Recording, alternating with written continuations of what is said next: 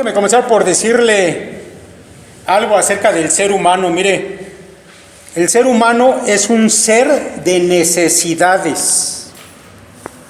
El poeta del siglo de oro español, Lope de Vega, dijo lo siguiente: viviendo todo falta, muriendo todo sobra.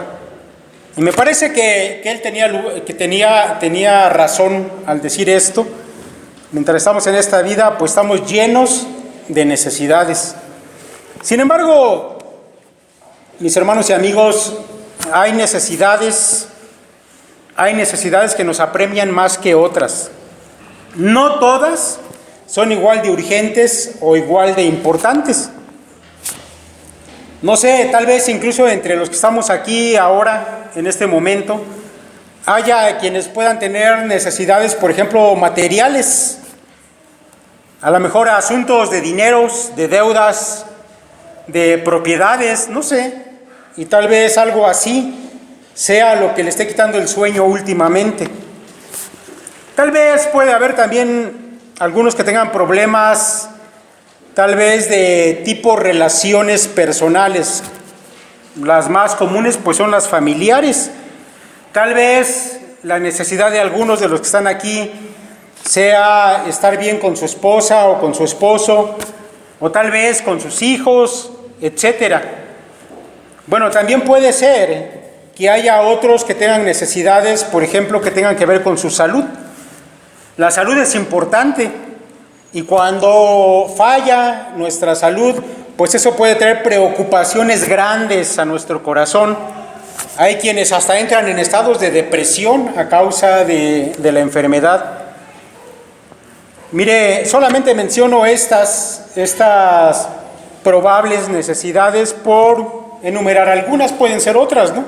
Incluso también pudiera darse el caso de que haya aquí alguien que tenga todas estas necesidades juntas que acabo de mencionar: asuntos de dinero, familiares, de salud, etcétera. Pero mire, déjeme preguntarle algo más. Si usted tuviera que decir ¿cuál de todas las necesidades que tiene es la más importante, la que más le apremia, la que usted quisiera resolver de ser posible en este momento? ¿Cuál sería para usted la más importante? Bueno, yo creo que eso ya depende de cada persona. Sin embargo, bueno, estuve yendo por ahí a investigar un poco acerca de qué opinan a veces ahí en el internet, hacer qué será más importante: la salud, el dinero, las relaciones personales. Déjame mencionarle algunos refranes que yo encontré. Dice un refrán, la sabiduría popular como le llaman: ¿de qué te sirven tus bienes si salud no tienes? Otro refrán dice: entre salud y dinero, salud quiero. Y uno más dice: la salud no tiene precio y quien la arriesga es un necio. Bueno, son opiniones. Hay gente que dice que de nada te sirve tener dinero y tener una familia si no tienes salud para disfrutarlas, para ser de bendición para tu familia. Si estás enfermo, bueno, tal vez lo otro no sea tan benéfico entonces. Déjame contarle una anécdota acerca de este asunto de la salud. Mire, cuando éramos niños, mis hermanos y yo, recuerdo que mi padre nos llevó en algunas ocasiones a la fiesta de aniversario de la fábrica donde él trabajaba. Era una fábrica de textiles muy grande, muy grande. Le pertenecía a un empresario español que en ese tiempo era uno de los hombres más ricos de México. Y yo recuerdo que la celebración anual se realizaba en los jardines que tenía aquella fábrica, que como ya lo he dicho era muy grande, abarcaba varias cuadras. Y se contrataban entonces meseros que atendían a los cientos de trabajadores que iban con sus familias. Y resulta que en un lugar especial de aquellos jardines se instalaba por ahí un lugar especial para el dueño que llegaba, este empresario español. Se ubicaba allí en un lugar aparte, pero resulta que él iba simplemente a estar con sus trabajadores por unos minutos, pero él no comía nada, no participaba de los alimentos. Porque resulta que aparte de que era ya un hombre de edad, bueno, también estaba muy enfermo y le controlaban estrictamente la dieta. Así que a pesar de ser un hombre multimillonario, él no podía disfrutar de esa riqueza, ni siquiera para comerse un plato del alimento que estaban sirviendo. Él tenía mucho dinero, pero no podía comprar la salud que necesitaba para disfrutar siquiera de un plato de comida. Bueno, ahora puede estar usted o no de acuerdo en que la salud pudiera ser tal vez el asunto más importante de las necesidades y preocupaciones que pudiéramos tener, pero déjeme decirle que existe también la posibilidad de que haya aún algo más importante que todo lo que yo acabo de mencionar.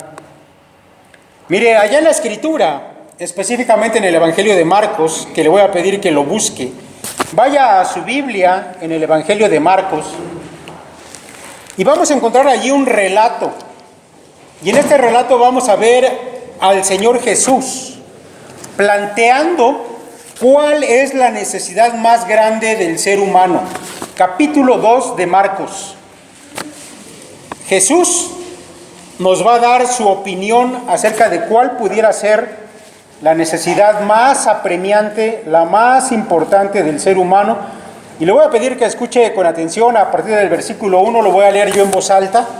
Sígalo usted simplemente ahí con su mirada. Dice la palabra de Dios: entró Jesús otra vez en Capernaum después de algunos días y se oyó que estaba en casa. E inmediatamente se juntaron muchos, de manera que ya no cabían ni aún a la puerta, y les predicaba la palabra. Entonces vinieron a él unos trayendo un paralítico, que era cargado por 4. Y como no podían acercarse a él a causa de la multitud, descubrieron el techo de donde estaba, y haciendo una abertura, bajaron el lecho en que yacía el paralítico. Al ver Jesús la fe de ellos, dijo al paralítico: Hijo, tus pecados te son perdonados. Déjeme explicarle un poco todo esto. Mire, para el tiempo de la vida de Cristo en que se cuenta esto, pues resulta que él ya era un personaje muy conocido en esa ciudad que se llamaba Capernaum. Capernaum era la ciudad que había llegado a ser considerada como el centro de operaciones del Señor Jesús en ese tiempo, era como su cuartel general.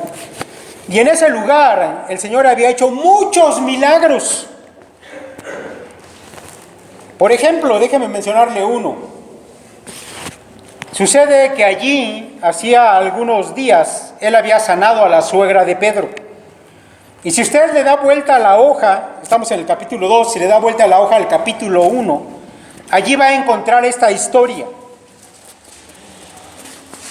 El Señor había ido a una casa donde se encontraba la suegra de Pedro, porque déjeme decirle que efectivamente Pedro era casado y Pedro tenía una suegra. No importa lo que le hayan dicho en la Iglesia Católica, la Biblia dice que Pedro tenía una suegra, era casado. Y su suegra, en ese tiempo, pues resulta que estaba en cama porque tenía una fiebre altísima. Ahora, usted sabe lo que es tener una fiebre muy alta, ¿verdad? Es un malestar terrible que en muchas ocasiones hace que estemos postrados sin siquiera podernos levantar.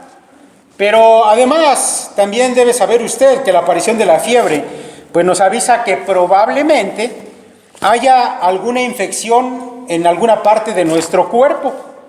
La fiebre, a final de cuentas, es una reacción del cuerpo cuando hay alguna infección. Ahora, tener fiebre en aquellos tiempos era diferente a tener fiebre el día de hoy. Porque en aquellos tiempos resulta pues que todavía no había antibióticos ni toda la serie de medicinas que tenemos a nuestro alcance en nuestro tiempo. Así que si usted tenía una infección, muy probablemente estuviera con un pie en la tumba. Ahora resulta que esta mujer, la suegra de Pedro, estaba padeciendo fiebre y estaba allí postrada, y cuando el Señor Jesús fue a aquella casa, Pedro le había invitado a descansar en esa casa que era la de Pedro, Y el Señor entró, dice la Escritura, que vio a esta mujer, la suegra de Pedro, le tomó de la mano, y en el momento en que Cristo tomó la mano de aquella mujer, la fiebre huyó, se fue en ese momento. La mujer se levantó de la cama y comenzó a servir a sus invitados. Ahora, como ya lo he dicho, esta ciudad era el lugar en que el Señor iba y que se había vuelto su centro de operaciones. Así que la gente de la ciudad ya sabía dónde encontrarlo.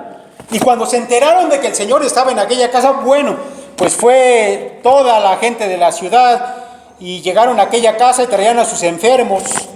Incluso nos dice Marcos que no solamente enfermos comunes, sino además endemoniados. Y el Señor salió de la casa y se puso a sanarlos hasta que ya era muy noche. La obra milagrosa de Cristo, nos dice la Biblia, fue muy extensa y se dio sobre todo en el área de la sanidad de enfermedades, todo tipo de enfermedades.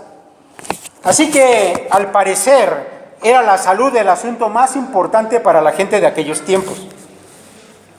Ahora, si volvemos al capítulo 2 donde iniciamos, pues resulta que el Señor acaba de regresar una vez más a esta ciudad que se llama Capernaum, donde había sanado a la suegra de Pedro, y muy probablemente también llegó a aquella misma casa, que ya dijimos que era de Pedro, y otra vez la gente se volvió a enterar de que el Señor estaba allí en esa casa, y nos dice aquí el evangelista Marcos, que la gente de la ciudad vino y abarrotó aquel lugar. Ahora, usted puede imaginarse cómo sería aquello, y le voy a pedir que se lo imagine. No nos va a costar trabajo, porque usted sabe cómo es la gente. Siempre que hay alguna necesidad y se entera que existe un medio para resolver esa necesidad, la gente va a hacer todo lo posible por acercarse y obtener aquello. Mire, una multitud pues vino a ver a Jesús a esta casa, y aquel gentío era tal que no cabía ni un alfiler en aquel lugar. De hecho, Marcos nos dice que había gente fuera de la casa intentando acercarse, de manera que la puerta estaba ya saturada de personas ansiosas de llegar hasta donde estaba Jesús. El Señor estaba probablemente en la sala de aquella casa, y en las casas judías, la sala se encontraba en el centro justo de la casa. Y desde allí nos dice Marcos que el Señor estaba predicando a la gente la palabra de Dios. Al parecer entonces Jesús aún no había comenzado a sanar a nadie, les estaba enseñando solamente. Y fue en este momento que llegaron un grupo de 4 personas que traían cargando a una quinta persona que se encontraba paralítico. Algunos piensan que esas 4 personas eran los amigos de aquel paralítico. Yo personalmente pienso que sería más probable que hubieran sido sus mismos familiares. Porque dígame usted si no, que cuando hay un enfermo en la familia y de pronto nos enteramos que existe la posibilidad de algún remedio nuevo, alguna medicina, algún doctor excepcional que puede curar a nuestro familiar, bueno, pues usted y los suyos van a hacer lo que sea necesario para venir por su enfermo y llevarlo y que tenga acceso a aquello que puede significar el fin de su enfermedad. ¿Verdad que lo harían? Bueno, así que llegaron estos 4 varones, porque Lucas en la narración paralela nos dice que eran varones.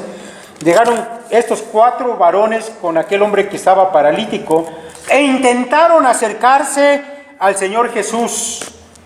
Pero era tal el gentío que de ninguna manera podían pasar más allá de la puerta. Nadie los dejaba pasar.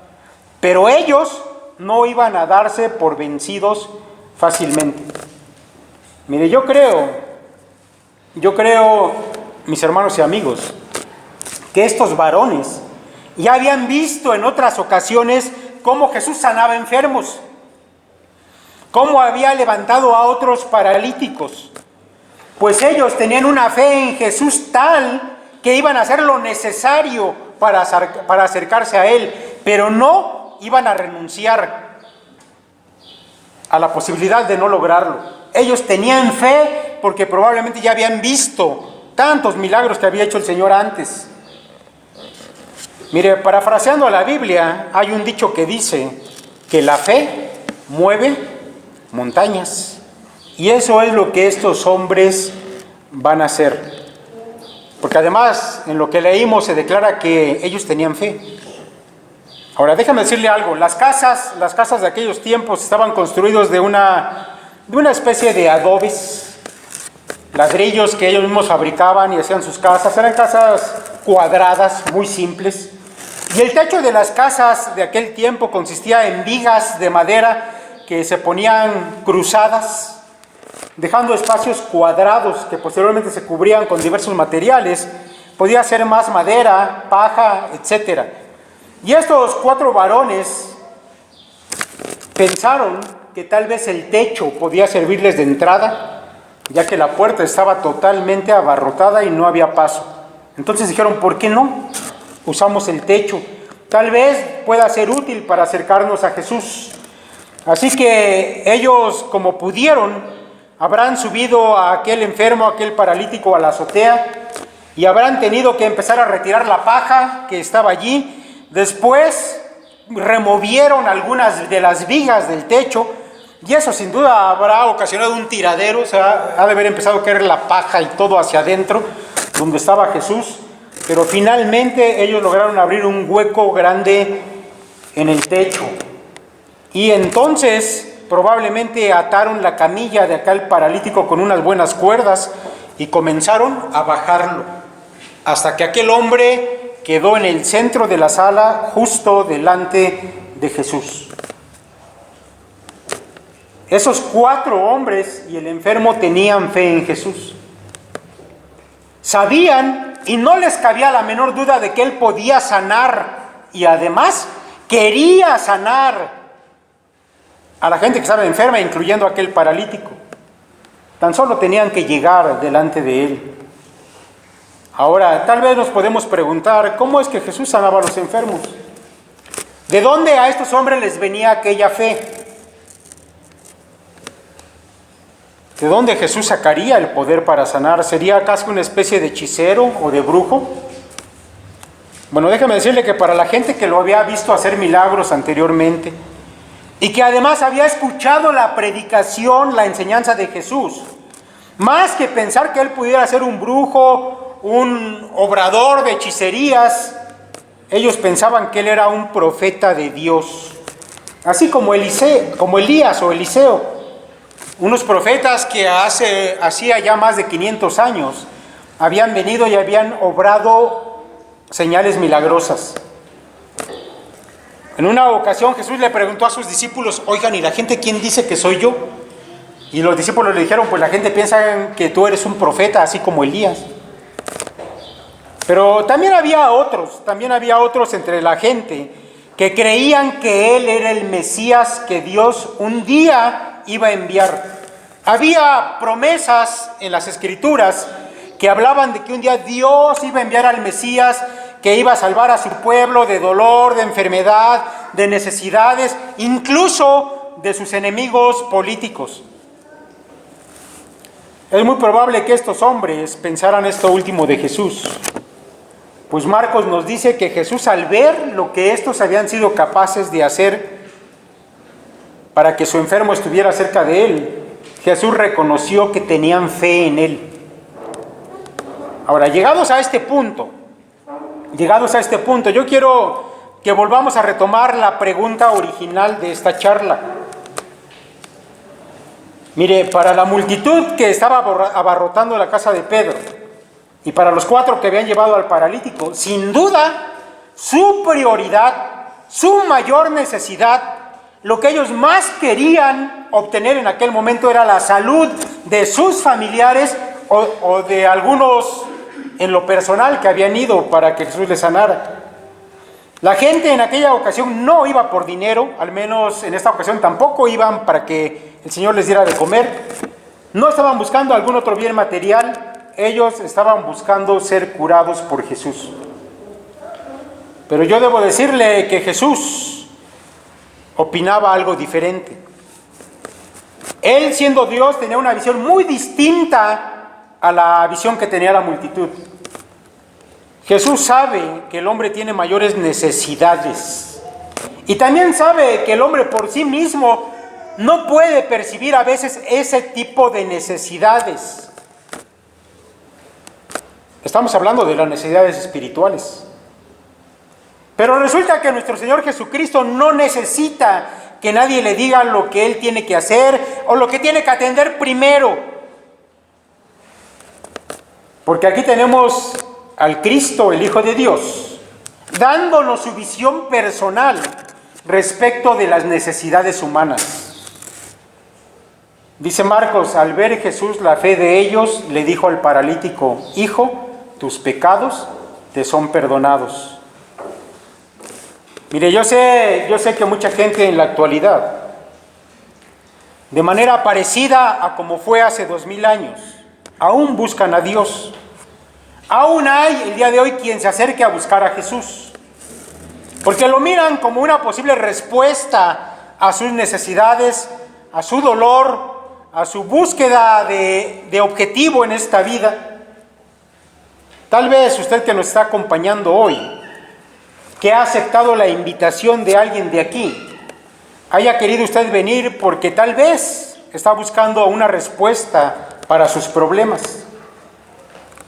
Mire, tal vez también usted sabe que hay muchos grupos hoy en día que dicen ser cristianos.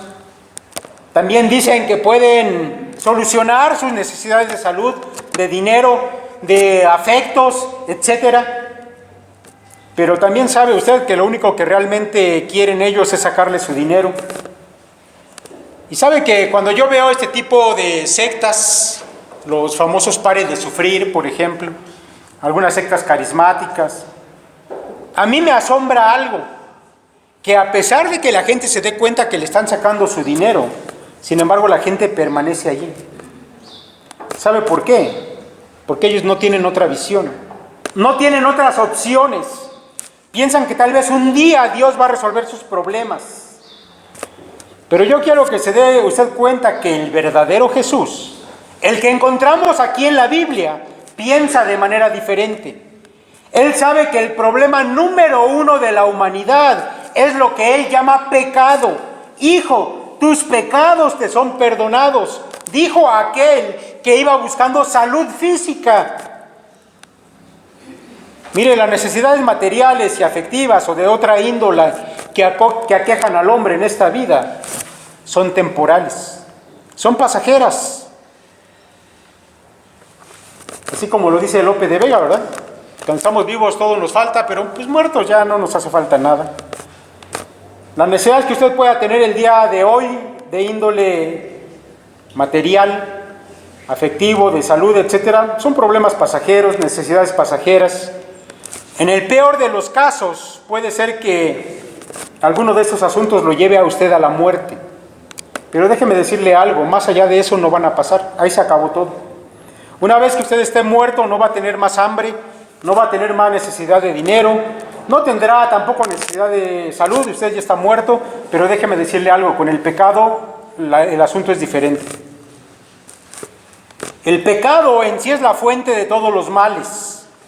Del pecado brotan los problemas familiares, las enfermedades, los vicios, los pleitos, los celos, el egoísmo, los asesinatos que están tan de moda el día de hoy en este país, las amarguras, la avaricia, todo lo que usted se puede imaginar de cuantas cosas malas hay en esta vida brotan de lo que se llama pecado. Pero déjeme decirle más, es también el pecado el único mal que lo va a seguir a usted más allá de la muerte. Y los efectos del pecado son eternos, porque provocan la separación perpetua entre el hombre y Dios. Comparados con el pecado, ninguna necesidad, ninguna carencia o ningún otro mal son realmente algo. Comparados con el pecado no es nada. Déjeme abundar un poco más acerca del pecado. No solo es el peor mal de todos, y quitarlo de nuestra vida, nuestra mayor necesidad, sino que todos, escuche esto, absolutamente todos lo padecemos. Y nada podemos hacer para quitarlo de nuestra vida. Todos somos pecadores. Ahora, yo sé que algunos dirán, pues eso del pecado es un cuento. Eso del pecado no es más que un asunto de cómo nos han criado nuestros padres. Déjeme decirle que un efecto del pecado es que usted no puede ver el pecado y a veces no está consciente de él. Mire, déjeme contarle una fábula. Resulta que había un pez en el río que había estado viendo la televisión, un documental. Y en ese documental habían estado hablando acerca del agua. Y habían dicho tantas cosas maravillosas del agua que aquel pez estaba muy emocionado. Cuando acabó su documental, apagó la televisión y salió y se encontró a su vecino y le dijo a su vecino pez: oye, ¿qué crees? Que acabo de ver un documental acerca del agua y es maravillosa. Dijeron, por ejemplo, que el agua es esencial para la vida. Nada puede existir con vida si no hay agua. Las plantas, los animales, aún los hombres necesitan del agua para poder vivir. El agua es un elemento esencial, vital. Es más, si tomas agua hasta puedes bajar de peso. Y aquel otro pez que lo estaba escuchando decía: caray, el agua es de verdad extraordinaria. Y su vecino acabó de comentarle, se fue, y este otro pez se quedó con esa idea, ¿no?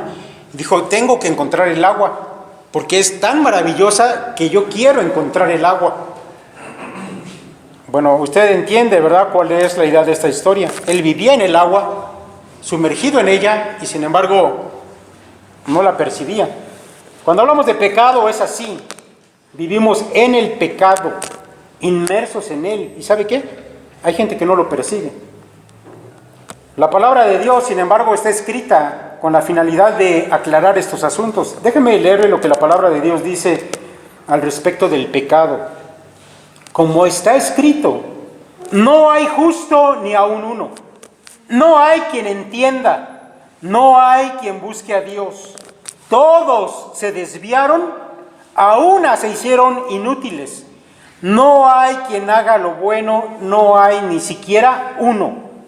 Sepulcro abierto es su garganta, con su lengua engañan, veneno de áspides hay debajo de sus labios. Su boca está llena de maldición y de amargura. Sus pies se apresuran para derramar sangre. Quebranto y desventura hay en sus caminos, y no conocieron camino de paz. No hay temor de Dios delante de sus ojos. La Biblia deja en claro que todos somos pecadores. ¿Quiere una prueba de ello? La Escritura lo acaba de decir. Simplemente ponga atención en lo que sale de su boca. Engaño, maldiciones. Con su boca usted ha herido a otros, a su misma familia, a sus semejantes. Los pies de los hombres caminan directo hacia lo que no tienen que hacer. Dice aquí David, porque este es un texto que escribió David, que los pies de ellos se dirigen hacia derramar sangre. Y dígame si no es lo que estamos viviendo el día de hoy. Yo cuando leo este texto pienso en lo que estamos viviendo el día de hoy. Hace 15 días, allí en la esquina de la casa de mi mamá, entró un hombre a un negocio, le dio balazos a un hombre que conocíamos de muchos años y lo dejó ahí tirado entre la vida y la muerte, porque eso es evidencia del pecado. Todos somos pecadores de pensamiento, de palabra, de hechos. Pero déjeme decirle algo más acerca del pecado. A veces no lo alcanzamos a percibir, por eso tengo que hablarle del pecado. Mire, la ciencia no puede hacer nada para cambiar la condición pecadora del hombre. Absolutamente nada. Déjeme decirle que hubo un tiempo que se llamó modernismo, hace unos 60, 70 años, y en ese tiempo se pensaba que un día la ciencia y todos sus avances redimirían al ser humano, lo transformarían, lo sacarían de todas sus miserias. Pero ¿sabe para qué han servido los avances científicos al paso de los años? Solo han servido para hacer al hombre más peligroso para él mismo y para sus semejantes. Pero moralmente y espiritualmente no han cambiado en nada al hombre, al menos no para bien. Para mal sí. Ahora tal vez diga usted, bueno, no la ciencia, pero ¿qué tal la cultura?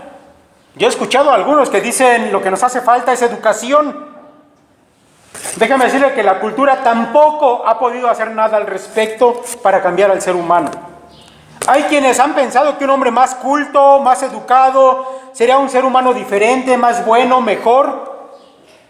Pero la vida nos demuestra que esto no es así.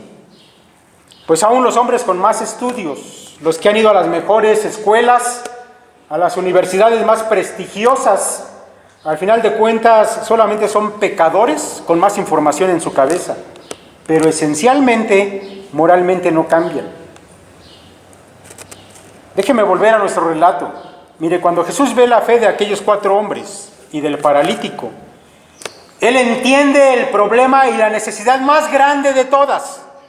Jesús entonces, sin que el hombre se lo pida, le otorga el don más grande de todos. Algo que no podía lograr aquel hombre de ninguna manera y nadie más se lo podía dar: el perdón de sus pecados. El perdón de sus pecados.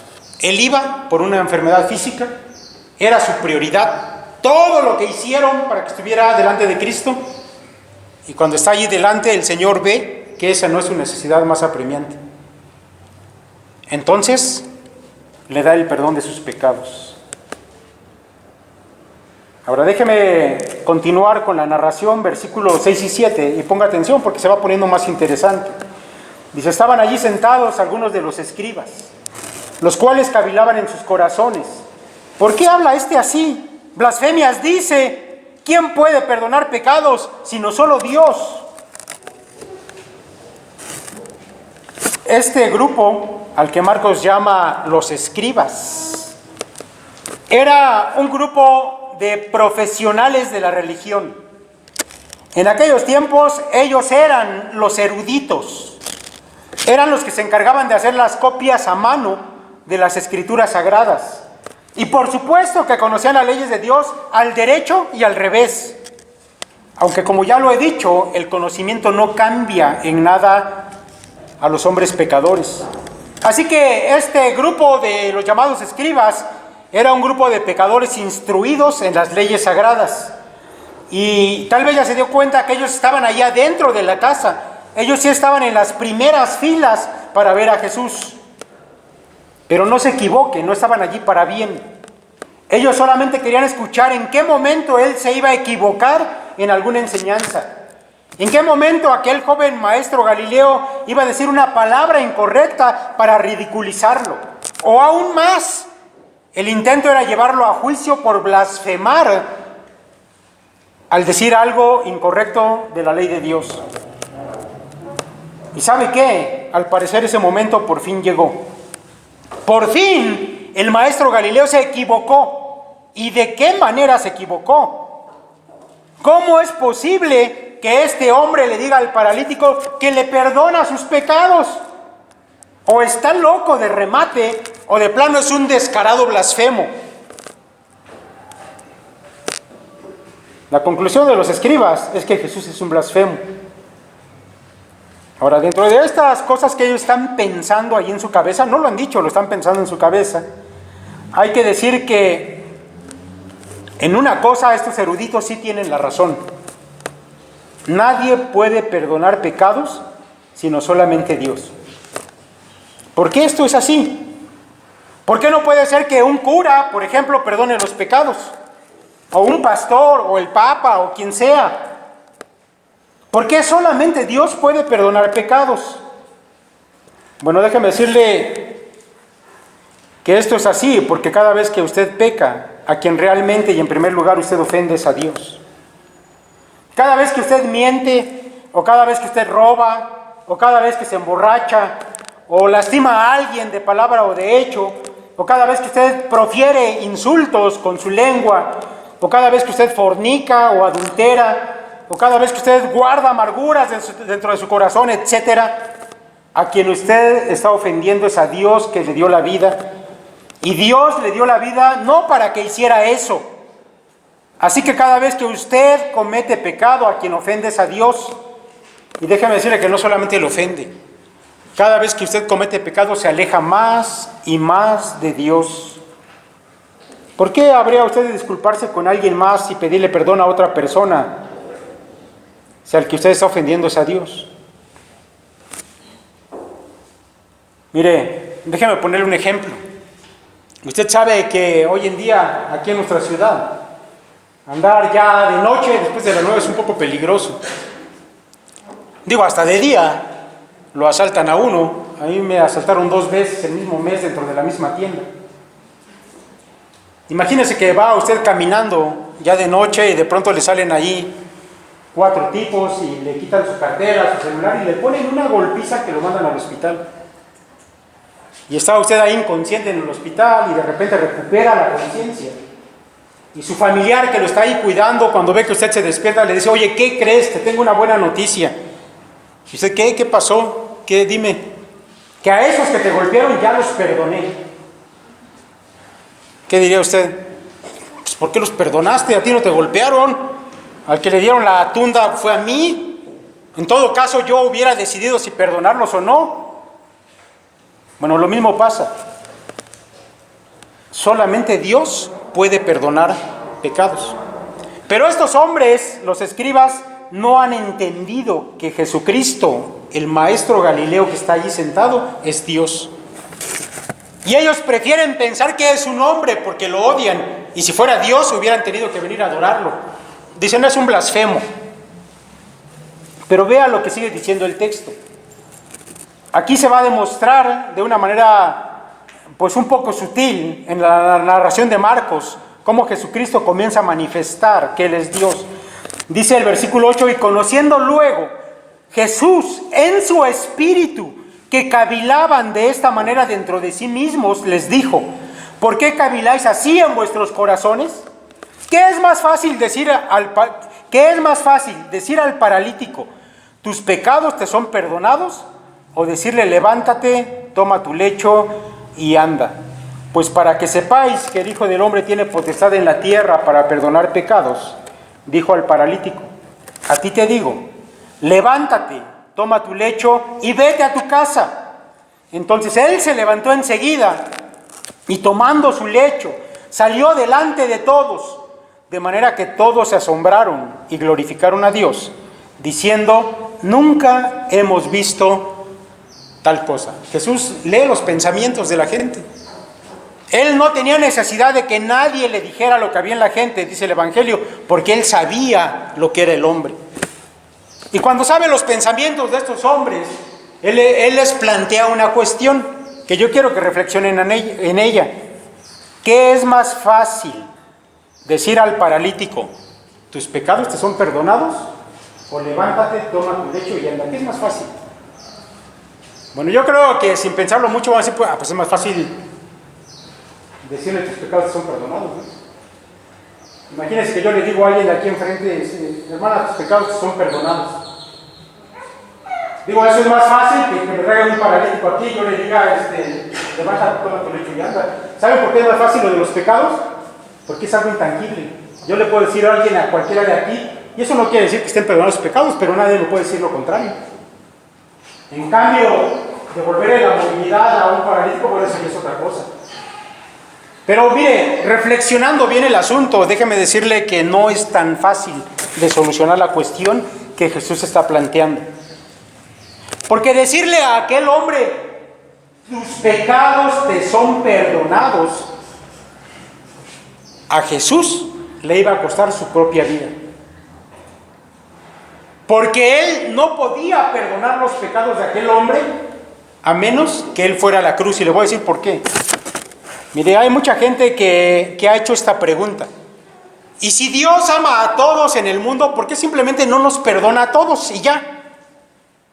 Y tal vez algunos digan: bueno, sí es cierto, ¿verdad? Pues si Dios quisiera perdonarnos a todos, pues que nos perdone y ya. Pero hay un problema con eso. Dios no puede hacer eso. Porque hay algo que se llama justicia y Dios es justo. Y si es verdad que Él ama a todos, también es justo con todos. Y si simplemente con una palabra perdonara a todos, imagínense qué sería de los asesinos, violadores, pederastas, adúlteros, mentirosos, Tan solo los perdonó y ya. ¿Dónde quedó la justicia? Déjeme decirle que la justicia de Dios está en el hecho de que Jesucristo tomó el lugar de los pecadores. Y el castigo que iba a caer sobre ellos, Cristo dejó que cayera sobre él.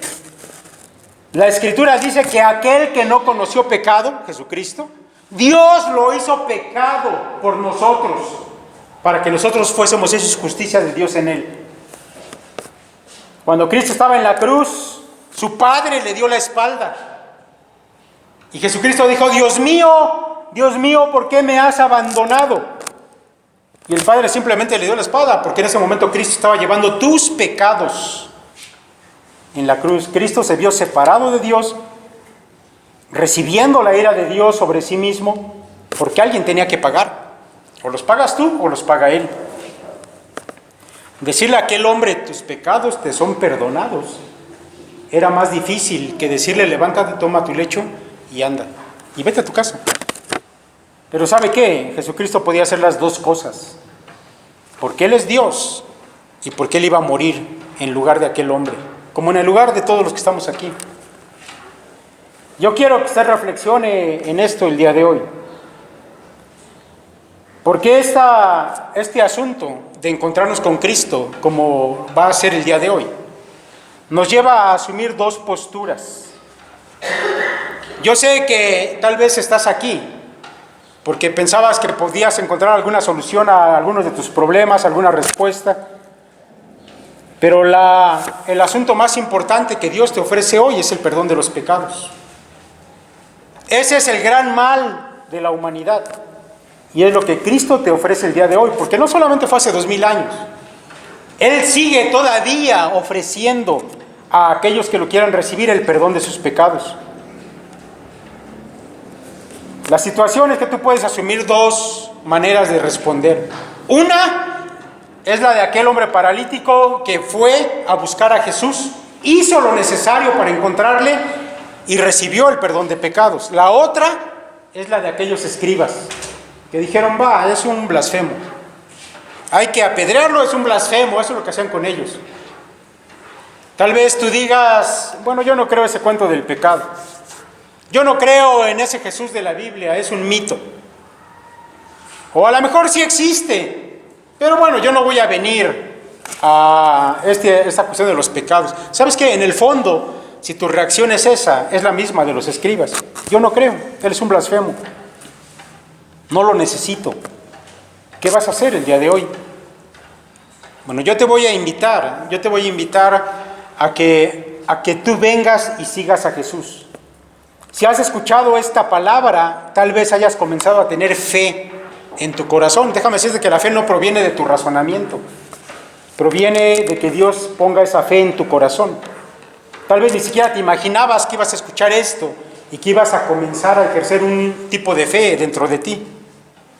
Yo quiero hacer una oración y quiero invitarte, a ti que nos acompañas, que estás escuchando esto por primera vez, a que te acerques a Jesús. Tal vez no estás pensando en el perdón de los pecados, pero quieres acercarte a Jesús y saber más de Él. Yo te voy a invitar a que lo hagas. O tal vez haya alguien más que sí esté consciente de que es pecador, de que esos pecados lo están alejando de Dios. Y tal vez quieras venir y decir: yo sí quiero que Jesús perdone mis pecados.